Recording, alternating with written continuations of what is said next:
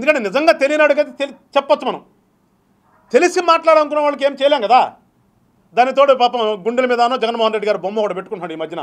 అంత ముందు ఉందో లేదో నాకు ఇది గమనించలేదు, కానీ గత కొంతకాలంగా చూస్తున్నాం గుండెల మీద జగన్మోహన్ రెడ్డి గారు ఫోటో ఒకటి పెట్టుకుని వచ్చి కూర్చుని ఏదో పాపం ఒక ఋషి చెప్పినట్టుగా ఏదో దీర్ఘాలు తీస్తూ. కానీ తెలుసుకోవాల్సింది ఏంటి రాంబాబు గారు, మేము ఏది కూడా ఇవాళ మీ మీద కోపంతోనో మీ మీద వ్యక్తిగతంగానో మీకులాగా మేము చేయట్లా.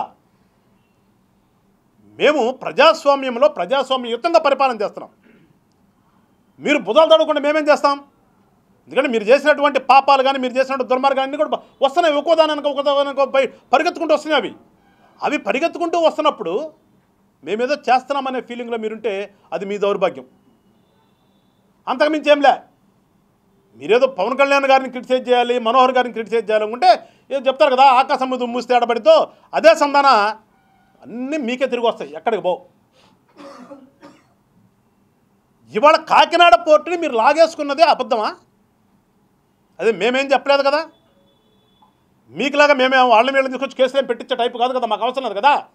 అసలు మీ మీద కేసులు పెట్టిస్తూ టైం వేస్ట్ చేసుకునే పరిస్థితిలో కూటమి ప్రభుత్వం లేదు. ఇవాళ కూటమి ప్రభుత్వం ఉన్నటువంటి ముందు లక్ష్యాలు ఉన్నాయి చాలా. మాకు రాజధానిని నిర్మించాలి, ప్రజలకు మంచి బంగారు భవిష్యత్తును అందించాలనేది ఒక తప్పనితో మేము ముందుకెళ్తున్నాం.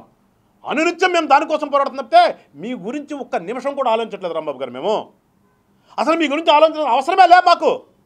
ఇవాళ ప్రజలు 164 సీట్లు ఇచ్చి మమ్మల్ని ఒక బాధ్యత పెట్టారు. ఆ బాధ్యతను నెరవేర్చే పనిలో మేముంటే మీ గురించి ఆలోచన అవసరం మాకేంటి? కాకపోతే మీరు చేసినటువంటి పాపాలని అన్నీ కూడా వాళ్ళ పోలీస్ స్టేషన్కి రిపోర్ట్లు వస్తున్నాయి. వస్తున్నప్పుడు ప్రభుత్వం కానీ చట్టం కానీ తన పని తను చేయక తప్పదు. మీరే చెప్పారు కదా ముందు, చట్టం తన పని తనని అదే చేస్తుంది వాళ్ళు కూడా.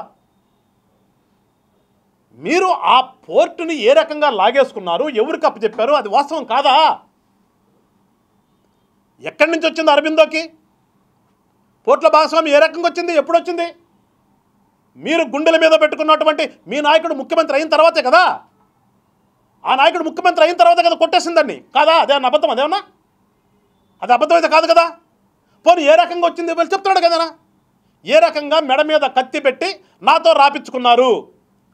2500 కోట్లు చేసే సెజన్ 400 కోట్లకి 1100 కోట్ల చిల్లర ఉన్నటువంటి పోర్టు భాగస్వామ్యం 12 కోట్లకి రాపించుకున్నారని ఇచ్చిన కంప్లైంట్లో ఉన్నదే కదా. అది అవునా కదా అనేది రేపు చట్టం ఇన్వెస్టిగేషన్ చేస్తుంది. మీరు కూడా మీకు పెద్ద లాయర్లు ఉన్నారు కదా ఢిల్లీ నుంచి, మీరు ఇంతకుముందు గవర్నమెంట్ సొమ్ము ఇచ్చినటువంటి లాయర్లు అందరూ మళ్ళీ తీసుకొస్తారు కదా, వచ్చినప్పుడు తెలుస్తుంది.